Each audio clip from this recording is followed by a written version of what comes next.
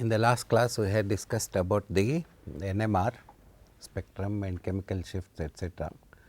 I was dealing with the 19F and 31P interaction with the protons that cause spin-spin splitting.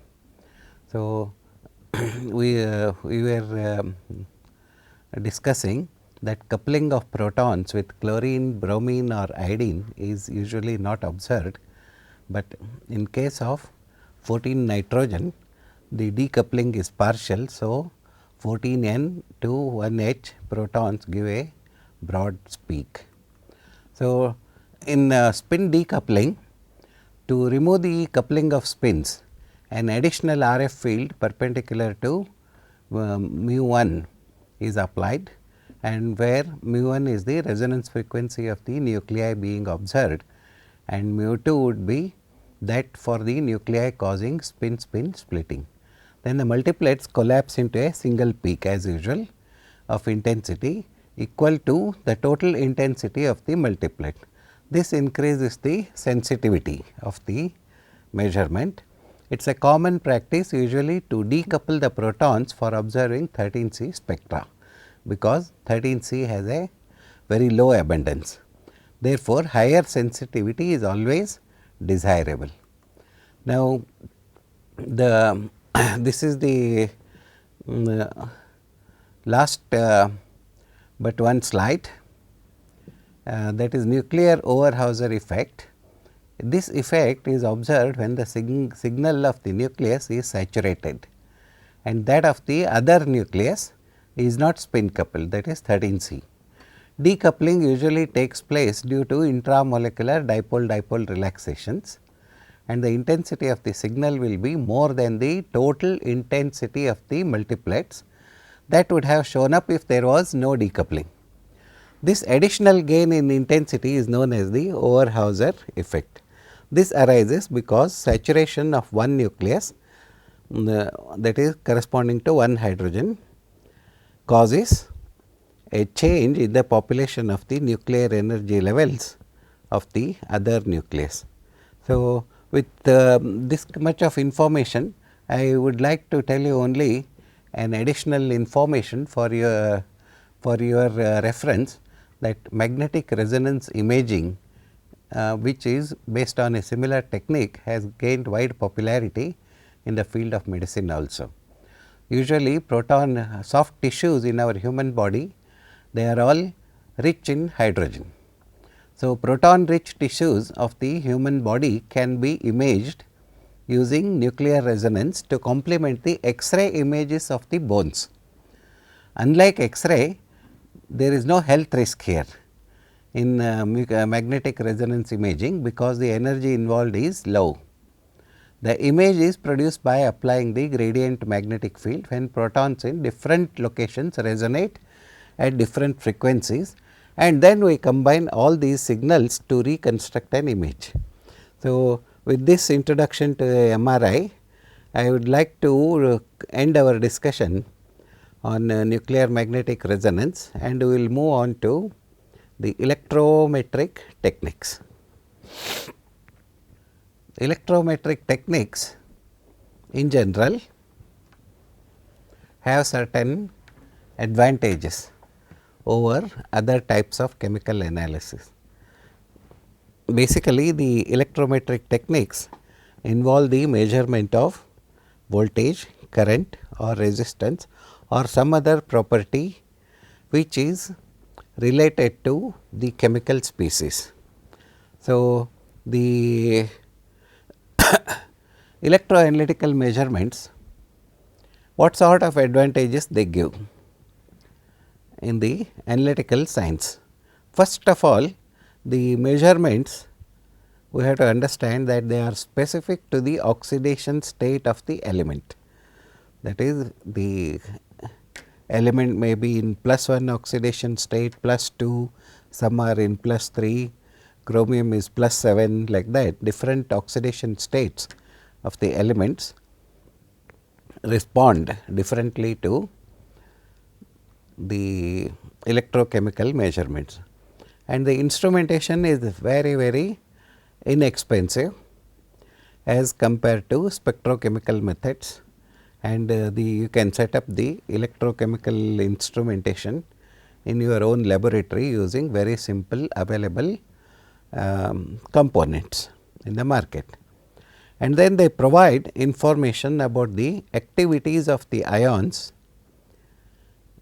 and chemical species rather than the concentrations. You have to make a distinction here regarding the activity and concentration. So, the information what you get is based on the activity rather than the concentrations. So, what is the relation between activity and concentration? We have defined two terms, one is activity and another is concentration. In normal circumstances, activity and concentration are almost uniform, they mean the same thing, but actually activity is a term defined as concentration multiplied by activity coefficient.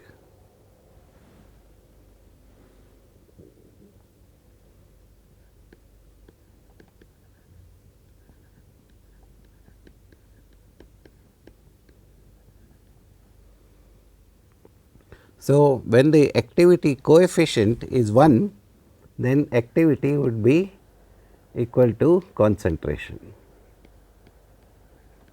This situation applies when the for very dilute solutions.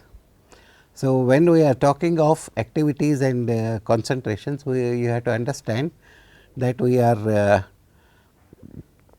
dealing with a thermodynamic quantity rather than a chemical quantity. So, the information what we get in terms of electrometric measurements is about the activities rather than the concentrations. Now, almost all the measurements in electrochemical techniques are done in electrochemical cells. So, we can have a direct current electrochemical cell which can consist of two electrical conductors called as electrodes. You need two metal plates, metal wires, something like that, to carry the electrode, to carry the current. These electrodes are dipped in a suitable electrolyte solution, and the solution must be having ions to carry the currents. So, for current to develop in a cell, certain conditions need to be met. What are these conditions? The electrodes must be externally connected through a wire like copper wire or something, it is known as metallic conductor. And then the two electrolyte solutions must be in contact with each other to permit the movement of the ions from one to another, preferably via a salt bridge. We will see what is salt bridge in a moment. And then another condition is an electron transfer reaction must occur at each of the electrodes. That means, a chemical reaction must be taking place, an electron transfer must be taking place in separate cells, and then they should be connected in the solution through the ions and externally through the metal wire which can carry the electrons. So, this is what we mean by an electrochemical cell. This is known as galvanic electrochemical cell.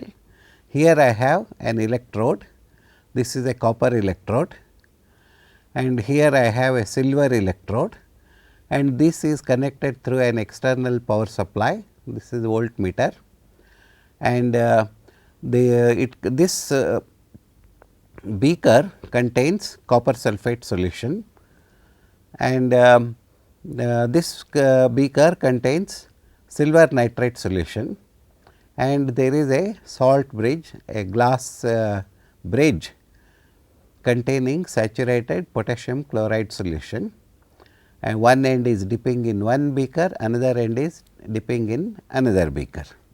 So, this is what constitutes an electrochemical cell, a galvanic electrochemical cell. So, this is, if I make the current pass through, then I have the electrochemical electrons will be carrying from one end to the other end, and then the reaction will be going on, electrons will be released, ions will be passed, current will be carried through the salt bridge into this solution, and then electrons will be released. So, this is how a galvanic cell operates. Now, this is an electrolytic cell in which I am supplying energy through an outside battery, and again the remaining components remain the same thing, that is beaker, electrodes, copper electrode, copper sulphate solution, and this is the silver electrode and silver nitrate solution. So, again in this case the electrons are moving to the battery, from the solution to the battery, and then back into this copper sulphate solution. That means, I am supplying electrical energy to the cell to do the chemical work. So, let us discuss about the salt bridge. You have seen what is a salt bridge. Essentially, it is a glass rod bent in U shape, and it is filled with potassium saturated potassium chloride or some other suitable salt. So, basically it consists of a tube filled with a saturated solution of potassium chloride or nitrate and boiled with gelatin to form a thick paste. So, when you take potassium chloride and this silver potassium chloride or potassium nitrate, mix it with gelatin, heat it with a little bit of water, it forms a thick paste. You pour the solution into that and then seal the ends with a permeable membrane, or you can leave it just like that also. It will solidify, and you can put a porous plug or a disc that permit the movement of the ions across them, but prevents draining of the salt bridge solution. The salt bridge essentially isolates the two halves of the cell while maintaining the electrical contact between them. Thus, direct contact or reaction between the solutions is avoided. So, a salt bridge is a very convenient tool. So, at the interfaces between the electrolytes and the solid electrodes, a small potential exists, which is known as liquid junction potential. The liquid junction potential is an important concept in electrochemistry, which influences the accuracy of the analysis to a significant extent. So, when both the solutions are dipped in the same solution, the liquid junction potential does not exist. That means, when both electrodes are in the same solution, there is no liquid junction. So, if we replace the meter in the galvanic cell, this meter was replaced with a battery here, and if we do that with a low resistance wire, the circuit is completed and charge flows. Three distinct phenomena take place under these conditions. One is copper ions migrate from the electrode into the solution, that is copper will dissolve into the solution, and sulphate and hydrogen sulphate ions move towards the metal, and in the other beaker silver ions move from the solution towards the electrode and anions move away from it. So, there is a cathode, there is an anode, and towards the cathode electrons will move, towards the anode ions will move. Basically, that is the phenomenon that takes place. So, in other words, silver ions move from the solution to the electrode and anions move away from that. Inside the salt bridge, the charge is carried by the potassium ions to the right and chloride ions to the left. So, the whole process is complemented by the movement of the electric current either by the electrons or through the ions. So, at the electrode liquid junction, ions conduct the charge into the solution and electrons produced in this process are transferred via the electrode into the wire. The two electrode processes can be represented like this, that copper solid,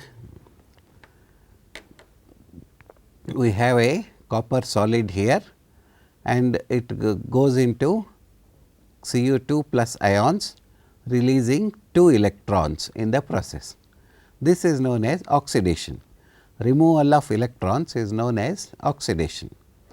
And then silver ions are there. They accept an electron coming from this side, from the other side, that is from the other beaker, and form silver sulphide, solid silver. I have put S as the solid. Thus, the electrons are the charge carriers in the copper to the external conductor and finally to the silver electrode. So, these are the chemical reactions taking place in the electrolytic cell. So, what is the net reaction? Net reaction is copper will react with silver to produce copper ions and silver solid. That means, silver would be increasing mass in the mass weight and copper would be dissolving and losing the weight. The voltage of this cell, if you put a voltmeter somewhere in between, as I had shown in that figure, is a measure of the tendency for the reaction to proceed towards an equilibrium. If you take a closer look at the previous slide, here I have put one equilibrium reaction, that is one arrow points this side, another arrow points this side. That means, the reaction can go either way. So, the voltage of the cell is a measure of the tendency for this reaction to proceed towards equilibrium. For example, when copper and silver concentrations are approximately 0.200 molar, the cell voltage reads about 0.412 volts. It means that the reaction is far from equilibrium, because it shows certain potential. Now, if we connect a resistor, a measurable current flows through the circuit and cell reaction will start, because we are connecting and facilitating the reaction. So, as the reaction proceeds, the voltage becomes smaller and smaller until it reaches 0.00 volts. That means, no current will be passed. That means, the dissolution process stops and equilibrium has been reached. So, this is the type of chemical reaction that occur at the electrodes. So, the cells which produce electrical energy are called as galvanic cells. That means, you get current out of that by connecting the electrodes, they are called as galvanic cells. Cells which consume electricity, that means, you have to supply electricity for a chemical reaction. For example, in electroplating, you have two solutions, two plates, one object is to be plated. You dip the solution, make it cathode, and the other one would be anode. The anode would be dissolving and depositing on the cathode. To make this reaction happen, you have to pass the electrical energy. So, the cells which consume electrical energy are called as electrolytic cells. Then a reversible reaction can be made galvanic or electrolytic by changing the polarities. You just reverse the polarities, exchange, then the reaction can be made to go the other way. That means, silver can be made to dissolve and copper can be made to accept copper ions and increase in mass. So, a reversible cell can be made galvanic or electrolytic by changing the polarities. Not all the electrical reactions are reversible. This you have to remember. Not all reactions are reversible. So, some of them are irreversible, but many of the reversible reactions can be made to work either way by changing the polarities. Whenever reversibility occurs in a cell, it is termed, we call it as a chemically reversible cell. By definition, an electrode where reduction occurs is called as cathode, and where oxidation occurs is known as anode, that is by convention. So, now let us discuss about the electrode double layer. This is all what I am talking to you now is a sort of introduction to the electrochemical methods of analysis, because we will be using these terms quite commonly in our future discussions. That is why I always wanted to give you some sort of a feeling towards the subject by talking rather slowly and introducing the concepts. So, the concepts what we have learned so far is that an electrochemical cell is containing electrodes. One of them is termed cathode, another is the anode. At the cathode, electrons are released and the solid substance gets reduced. At the anode, the substance gets oxidized, and electrochemical cells can be reversible, and if they are reversible, you can make the reaction go either way by changing the polarities. And we have also learnt that the electrodes, that is or not all the reactions are reversible, some of them are irreversible. Now, let us talk about the electrical double layer. So, the transfer of an electron from an electrolyte to the electrode or vice versa can occur only between the electrode surface and a very thin layer of the liquid surrounding the electrode. It does not happen all over the bulk. So, this layer may have a composition very different from the bulk of the solution. When a positive voltage is applied to the silver electrode that we have seen earlier, immediately a momentary surge of current occurs, which rapidly decays to 0 if no reactive species is present at the surface of the electrode. At the electrode, the moment you apply voltage, the ions will start moving, but they will not reach the electrode unless certain amount of energy is reached, certain amount of current is being carried. So, if this momentary surge is not enough to carry a chemical reaction, then the surge will destroy itself. That means, no reactive species present at the surface of the electrode to take away the current, complete the reaction. So, we call this as a charging current, and that creates the ions will move towards the electrode, but unable to transfer the energy to the electrode.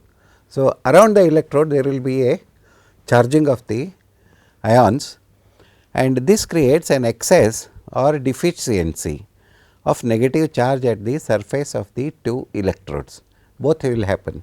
Cations will move towards the cathode, anions will move towards the anode, but if there is no reaction, all of them will be concentrating around a very small liquid layer around the electrode, because no reaction is occurring.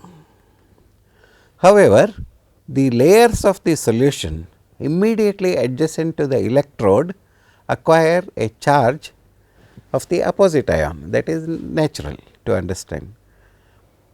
The charged solution now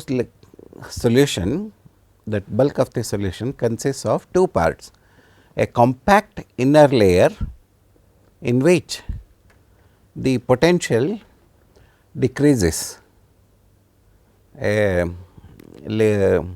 compact inner layer in which the potential decreases linearly with distance from the electrode surface, and there is another part, that is a diffuse layer D1 to D2, within which the decrease is approximately exponential. One is linear decrease is in one part it is linear, in the other part it is exponential. This entire array of the charged species and oriented dipoles such as water molecule at the electrode solution interface is known as electrical double layer. Now, this situation shows you a pictorial diagram of an electrode double layer, electrical double layer. Here we have the electrode, which is a solid species, solid material carrying the positive charge, and then there is an immediate bulk. In this range there is diffusional current. This is approximately 20 to 300 angstroms, not much. And then here the bulk of the anions are near the surface, but there is no direct contact, and here the positive and negative ions are fairly well distributed, that is D1 to D2, that is linear variation, and here bulk of the solution, they are all, there is not much happening in the bulk of the solution. Pictorially, if you plot the potentials in these regions, D0 to D1 it increases exponentially, and D1 to D2 it decreases rather linearly. So, the electrical double layer is again another important concept in the electrochemical science. Now, let us talk about the Faraday's law. What is Faraday's law? It deals with the amount of chemical reaction occurring at the electrode. What it says is the amount of chemical reaction occurring at an electrode is proportional to the current. The current is called a Faradic current, because it is Faraday's law, we have adopted the name Faradic current. Under these conditions, an electron transfers easily without bothering about the electrical double layer, etc. It transfers easily from the electrode to the chemical species in the solution. Under certain conditions, even when a voltage is applied to a cell, the electron will not have sufficient energy to either reduce or oxidize at the electrode under certain conditions. This could happen due to thermodynamic and chemical requirements for the reduction oxidation reactions are not being met. That means, thermodynamic conditions are not being met. So, there will not be any reduction at the electrode surface. Therefore, applied electrical energy is consumed and the current, what happens to the current? it gets converted to heat by the friction associated with the motion of the ions. Ions will keep on moving left and right and it gets converted to heat. Therefore, the ions in the electrical double layer rearrange and adjust to the new potential. Thereby, each electrode surface behaves like a capacitor. So, you apply a current, no reaction occurs, but the current is taken over to the electrical double layer, it assumes another potential. Then you again increase the current, again there is no reaction due to thermodynamic and chemical conditions, and again there is no reaction. So, the current will increase. So, the sort of capacitor behavior is seen around the electrode. Such a process is called as non-Faradic process, where there is no deposition, but applied current is taken up to assume a new value, and the current is called as non-Faradic current because it does not do any work. Work means we mean thermodynamic work. So, when Faradic current flows in a cell, continuous mass transfer of the reactive species takes place from the bulk of the solution to the electrode surface through convection.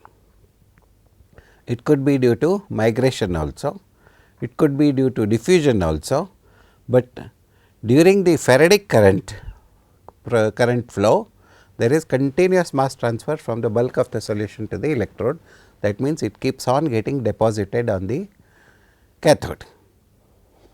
Convection usually results from the mechanical motion of the solutions, that is ions, as a result of stirring or flow of the solution past the surface of the electrode.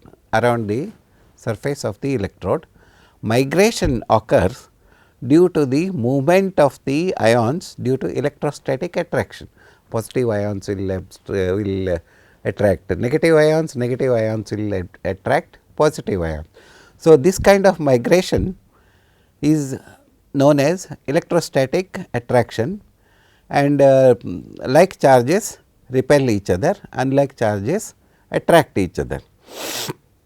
So, the repulsion of oppositely charged or like charged species is a specific phenomenon occurring around this range. So, diffusion occurs due to the motion of the species carried by a concentration gradient. Suppose there is a concentration gradient, the diffusion will occur slowly among the two until the concentrations become approximately equal. So, the concentration gradient itself could be a driving force. So, a major series of analytical methods are based on the electrochemical properties of the solutions. A solution of an electrolyte contained in a glass vessel in contact with two electrodes, which are connected to an outside source of electrical power, can cause a current to flow through a cell. This is a simple concept. Electrolyte contained in a glass vessel in contact with two electrodes and connected to an outside source. So, this can cause a current to flow through the cell. So, we have to differentiate now what are the different kinds of electrodes we use.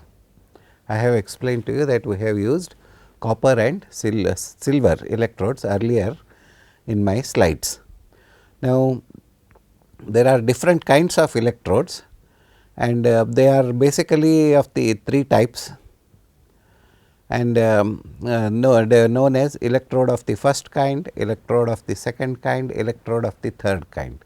But before we proceed to that, I want to make certain observations. I can look at this slide.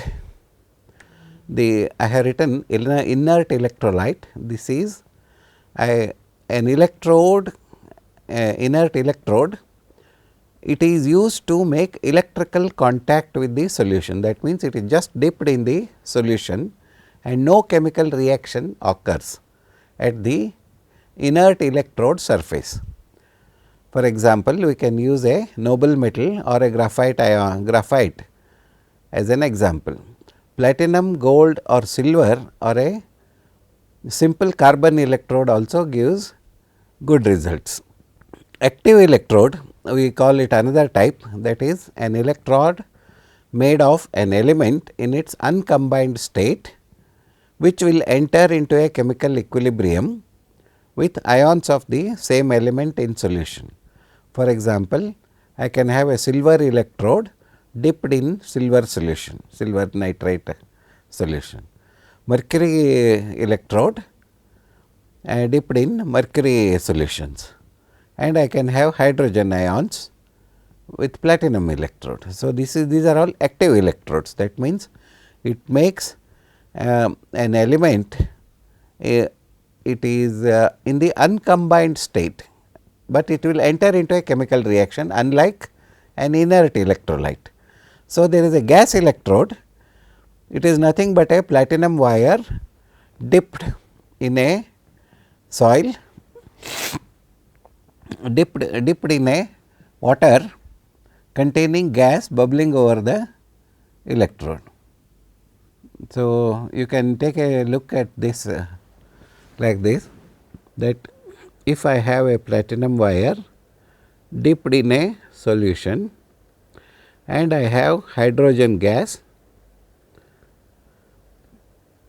bubbling, this is a platinum wire.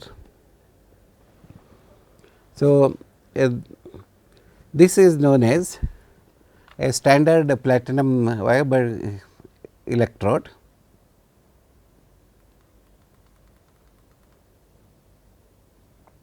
And this is known as gas electrode. It is nothing but a platinum wire or foil with gas bubbling over the electrode. Now, the cell reaction. What is a cell reaction? When a direct current passes through an electrolytic cell, either oxidation must take place or reduction must take place. Oxidation takes place at the anode and reduction takes place at the cathode. At the anode, there is transfer of electrons from the reduced species to the electrode, and at the cathode reduction takes place and electrons are transferred from the electrode to the solution. You must try to understand the difference between the electrodes, cathode, anode, cathodic reaction, anodic reaction, and what happens actually, whether electrons get transferred from the electrode to the solution or from the solution to the electrode. You have to please try to understand exactly what happens. This I have explained to you just now, and please spend a little more time in understanding these phenomena. So, at the cathode reduction takes place and electrons are transferred from electrode to the oxidized species. So, external circuit carries the electrons from the anode to the cathode. The electrical circuit is completed by ionic conduction through the. So, I can write a typical reaction like this. R molecules of species A, which is a reductant, will react with S molecules of species B, which is an oxidant, will react to give P molecules of species A. The A reductant is converted to oxidant and Q moles of B reductant is produced. When R is equal to P and S is equal to Q, that means, if it is a unimolecular reaction or bimolecular reaction in each case, I can write an equilibrium reaction here. K is equal to A oxidant, that is products divided by the reactants. So, A oxidant, B reductant at under equilibrium conditions, I have put them outside the bracket here. divided by the reactants, that is A reductant multiplied by B oxidant. So, the terms in the brackets represent concentrations. So, the concentration of the oxidant multiplied by the concentration of the reductant, that is reaction products divided by the reactants, gives you the ratio, gives you an equilibrium constant if it is, if the concentrations are expressed in equilibrium. Now, I can also write a thermodynamic quantity Q, that is the same thing, oxidant and products divided by the reactants. So, I am writing A oxidant, instead of equilibrium I am writing activity of the of species A multiplied by activity of the species B, which are the products, and divided by activity of the reductant multiplied by the activity of the oxidant. So, from thermodynamic considerations we get free energy delta G is nothing but R T ln Q minus R T ln K, where Q is the equilibrium activity and K is the equilibrium constant. This is activity constant, this is equilibrium constant, and R is 8.316 joules per mole degree. So, this is a very standard thermodynamic equation available in all the texts. Now, from electrochemical reactions we also have another equation, that is free energy delta G is nothing but the number of electrons multiplied by the Faraday multiplied by the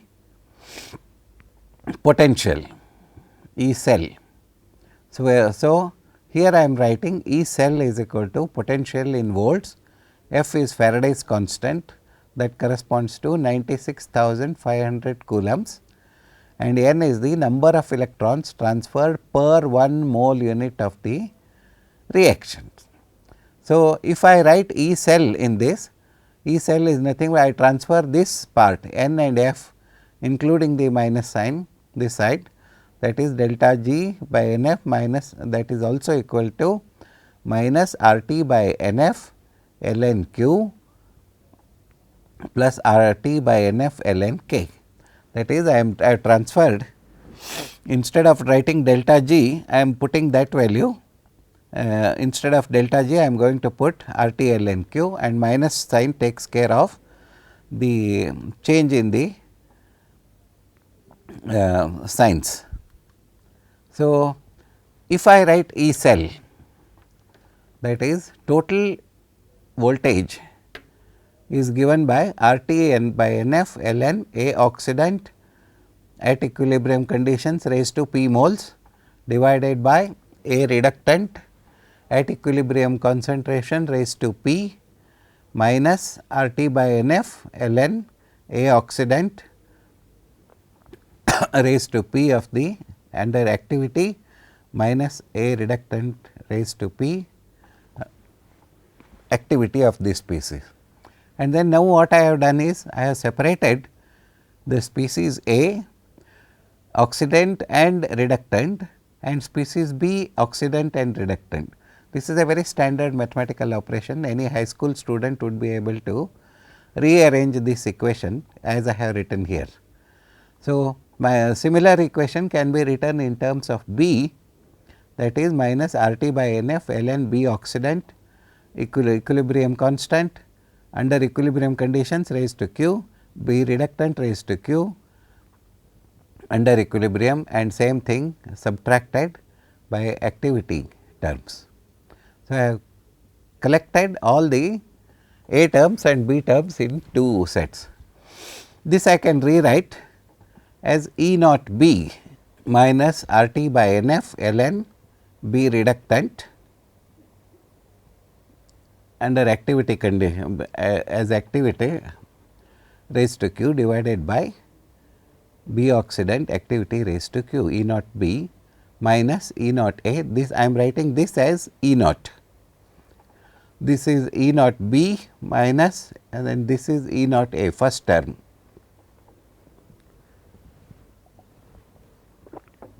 So, if I separate them like this, I can write E cell is equal to actually E B minus E A,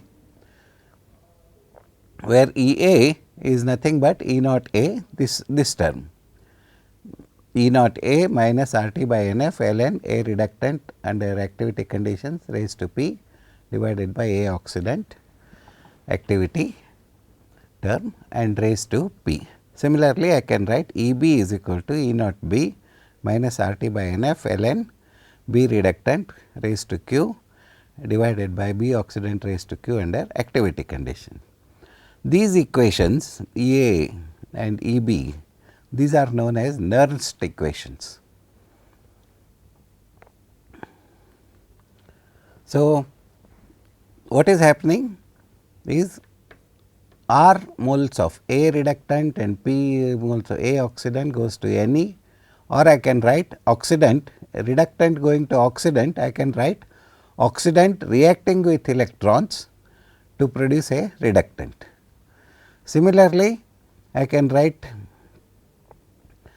n molecule, n electron, number of electrons reacting with S moles of B oxidant will give you QB reductant, Q moles of B reductant, and this I can write as B oxidant plus Ne goes to B reductant. Here what I have done on the right side is I have written in the same convention, whatever is the chemical reaction happening on this side, on the right side it is always oxidant plus number of electrons going to reductant, and same thing I have written here.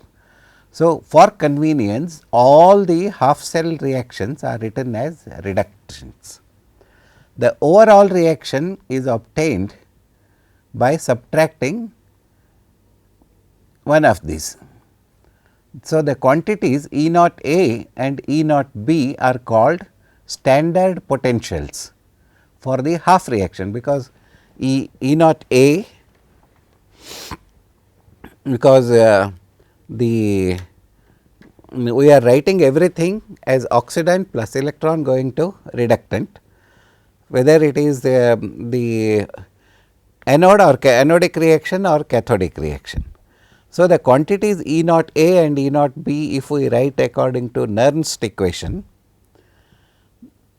we write they are called as standard potentials or half reactions for the half reactions, and they can be evaluated by setting a reaction in which one half the cell is the ratio of the activities and the logarithmic term becomes 0. So, no valid method has been discovered for setting up only a half cell. You have to measure it against a standard reference material. So, if you say you have measured the half cell reaction of a chemical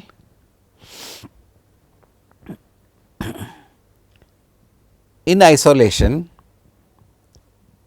you will not get anything worthwhile. You have to measure it against a standard. So, no valid method has been discovered for setting up only one half cell. You have to have two half cells and they should be connected, and then through an external electrode or this thing, so that you can either pass the current or generate the chemical reaction if it is proceeding on its own. So, it is necessary to choose an electrode and assign an arbitrary 0 position. So, if I have an electrode which shows which I assume to be 0, against that 0 I can set up the another half cell for any element which can be oxidized or reduced. Then I can compare the positions of the electrodes. So, the potential we can compare if I have an electrode which shows 0, but you must understand that there is nothing like a half cell which shows 0. By convention, we have to choose some material, and that is standard hydrogen potential. Standard hydrogen electrode has been selected for this purpose. So, this is an electrode in which hydrogen is bubbled at a partial pressure of 1 atmosphere over a platinized platinum foil in an aqueous solution in which the activity of hydrogen is unity. I had shown you this figure is the hydrogen bubbling at 1 atmosphere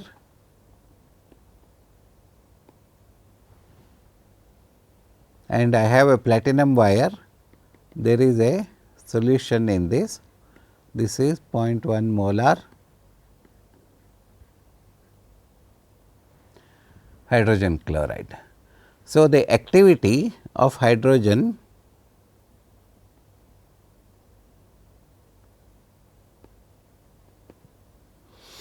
is 0 here, or sorry, it is 1, and this is known as standard hydrogen electrode.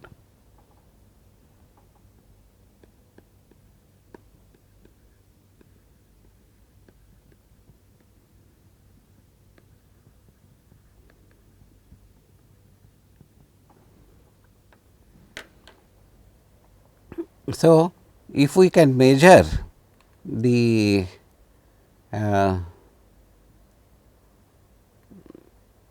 electrodes against such a platinum electrode, then we can have a number of reactions,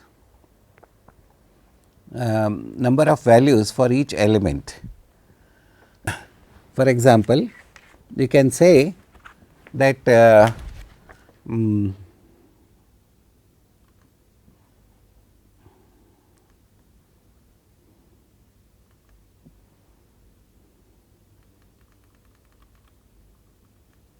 if I measure the fluorine F2 plus 2 electron goes to 2F. If I measure the half cell reaction of this with against standard hydrogen electrode, I will get 0.265 volts. Similarly, if I have copper 2 plus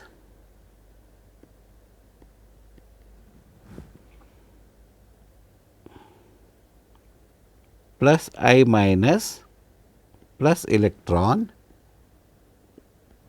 this can go to copper iodide, and this half cell is, if it is measured against SHE,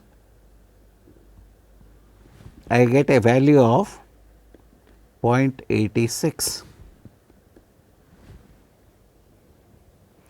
Now, if I measure the same thing against hydrogen electrode,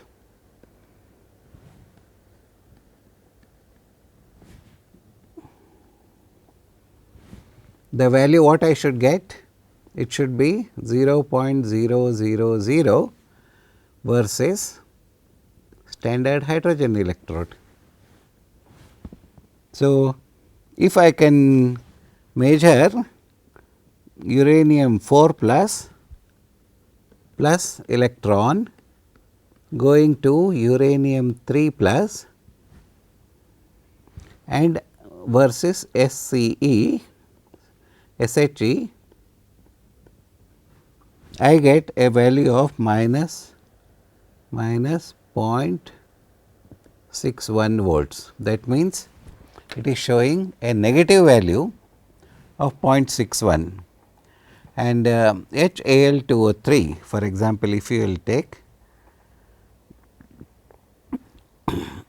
H2 Al2O3. This is a negatively charged species, plus H2O plus 3 electrons going to aluminum plus 4 hydrogen OH. I will get versus SC standard hydrogen electrode, I will get minus 2.35 volts. That means, against a standard hydrogen electrode, I get different kinds of values if I measure versus a standard hydrogen electrode taken at 0. Sometimes I get positive value, sometimes I get a negative value. I can grade them from maximum positive to maximum negative with hydrogen 0.00 somewhere in between. This is known as an electrochemical series. We will continue our discussion on the electrochemical series and how we can go about utilizing this information for chemical reactions in the next class.